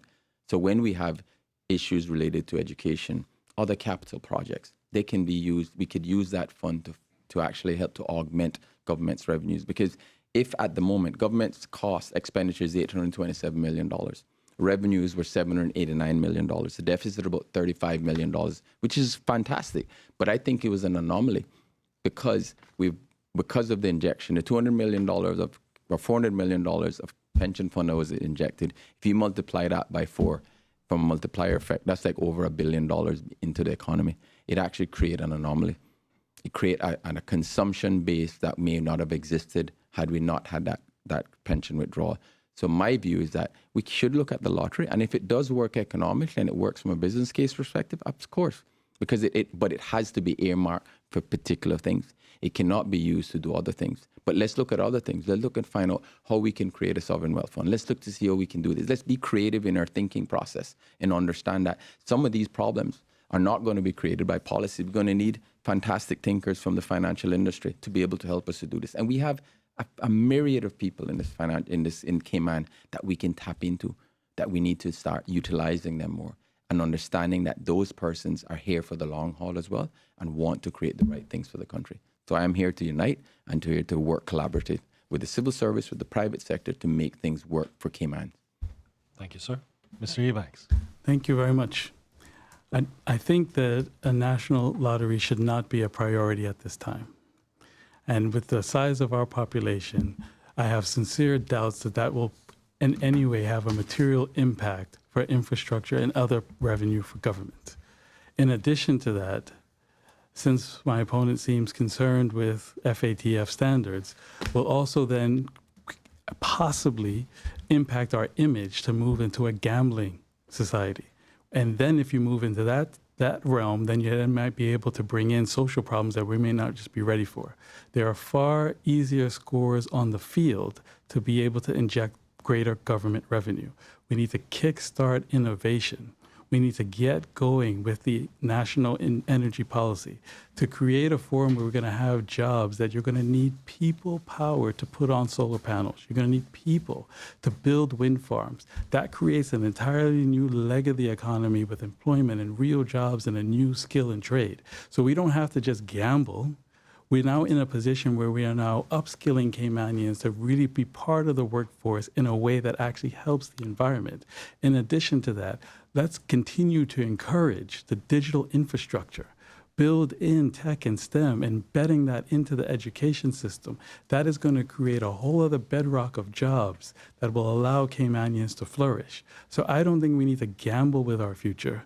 I think we have a reasonable underbelly of industries that are ready to be lit on fire if we give them the resources and the tools and the regulations around it to set them free. Thank you. Thank you very much.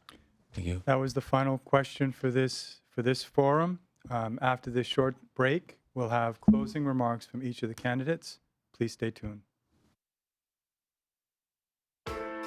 Behind everything we do is a promise. Better. Better because we care, because we all have a common goal, to be better at cooking, to be better at eating right, and taking care of ourselves, to live in a better community, to just feel better. Today and tomorrow and the next day. Do it for you. Do it for them. Do it to prove something to yourself. Do it to carry on a family recipe. Or just because. But when you aim for the stars, better just works. We're Fosters. And we're better. Because of you, because of them, because of this place. And because we care.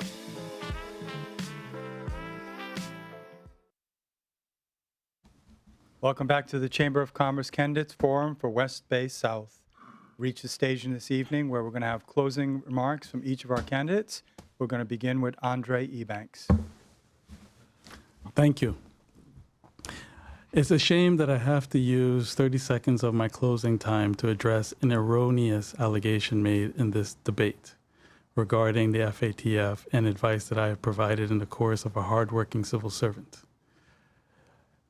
But that allegation, as leveled, only served to expose my opponent's weakness in financial services. We're not blacklisted because of the private funds legislation on the FATF gray list. The FATF gray list has nothing to do with the private funds legislation. We're not on that list for that reason. And in relation to the private funds legislation, I never penned a letter ever stating that we never ever comply. It was a more legalistic argument in the manner in which we comply. But it is disturbing that your professional integrity is put on the line when you've served your country in your best interest where there's reasonable grounds for debate to have your integrity called into question. I'm really sorry that that had to happen and bit into my time, but it needed to be addressed. It was erroneous and disrespectful. Now, in terms of closing, I think that then proves one of the legs of my arguments of why I am the best qualified candidate for West Bay South. In closing, you are dealing and you are looking at a hardworking family man who has turned down a job to be able to serve the country, qualified attorney, worked in financial services and in community affairs, and represented our country. So you're looking at someone who's represented the country at an international level, a national level, and a local level. You're looking at someone who has helped to draft and negotiate legislation that is on the books of our statutes right now. It is not as easy to be able to walk in and to be able to navigate that and bring legislation and policy and execute programs over the line with solely private sector experience. You need to have a blend of experience which then matches the diversity of our constituency of financial services and community affairs. Nothing gave me greater pride than working in community affairs to execute, say, for example, the Housing Repairs Committee. So what you're looking at and what you're staring at is someone who won't have to learn the rules of the road when they enter into the halls of the government admin building. You're looking at someone who is ready, no knees, no on-guard training, and going to rely just on private sector experience and thinks that that cuts it. Thanks, Will. The Mr. countries. Alan Nicholson. Okay, thank you, Will. It's the countries at a crossroads, and there are tough decisions that are going to be made. And just to clarify the point, I wasn't talking about lottery in terms of gambling. I was talking about, the question was specifically on lottery, it wasn't about gambling. So I think that needs to be clarified as well, and that was my response. But the countries at a crossroads, we need to be able to fix the fundamental issues that are affecting our Caymanian people. The people that are elderly, the Caymanian youth that are struggling to understand how to survive in this new economy. We need people that are thinkers and strategists. We need people that can understand broad-based issues, that have worked collaboratively with people from the civil service. I have great friends in the civil service. In fact, today I got a call from a very senior civil servant who was just elated that I've decided to put my hand in the political arena, because I've worked with them for so many times. I've had nothing but amazing experience with the civil service, even during COVID. So I understand what they have to deal with. I also understand how to work collaboratively with people. I have worked with multinational corporations. Now we have the ability there are lots of investors looking to come to Cayman. We need people that understand economics, understand business, to be able to create an environment where not only is business successful, but the benefits that accrue to our Caymanian people and our true Caymanian people is beneficial to them not only today, but in perpetuity. We cannot think of agreements that are done through policy. We need to have business leaders, people that understand these things and have negotiated deals that will allow the Cayman people to benefit, that give them true opportunities, that ensure that when we decide to build, Caymanian entrepreneurs are given the opportunity to be successful. This isn't the time for us to look introspectively. We need to look outwardly and say, how can we make Cayman a much better place for everyone, so that when our kids finish university, they actually feel that they can come back here. So this is a fantastic job for me. I'm looking forward on April 15th to be the representative for West Bay South, to ensure that West Bay South gets a leader and a representative that's there 365 days a year, 24/7, constantly, that will not be leaving the district, that will remain. I've remained there for 43 years, and I'm going to continue to remain there because I don't want to live anywhere else. That's the only place I want to be, and I'm going to make this the best place for West Bayers to live. I'd like to thank the candidates. Now I'm going to turn it over to President Mike Gibbs for some closing remarks. Thank you, Will. On behalf of the Chamber Council and staff, I'd like to thank the West Bay South candidates for participating in this evening's forum. I trust that the forum will help the voters in that constituency to determine who to vote for when you go to the polls on April the 14th. I'd also like to thank Foster's for their major sponsorship of the Chamber's candidate forums, as well as Affinity Recruitment, Bodden's Legal and Corporate, and DART. If you're interested in viewing more of the Growth Matters video series that have been playing during tonight's commercial breaks, they can be viewed at growthmatters.ky. Please join us Friday evening as we welcome Joseph Hugh and Johan Moxham from the constituency of Georgetown North. Thank you for tuning in, and I hope you will join us tomorrow evening at the same time. Good night. At Baymarket Cafe, we know life can get in the way of good food, so we're here to offer a hand. Online ordering is back, and this time, it's better than ever. If you overslept and are running out of time, order online and pick it up. Raining? Get it delivered. On your way to go there or do that, order and pick it up. Sun scorching? Meeting? Get it delivered. That way, you can spend more time doing this or that with him, her, they, and them. So whether you need your morning coffee, you're craving a red velvet donut, ramen, a lamb burger, or a falafel pita, order the food you love and skip the line. Pick it up or have it delivered. That's Baymarket.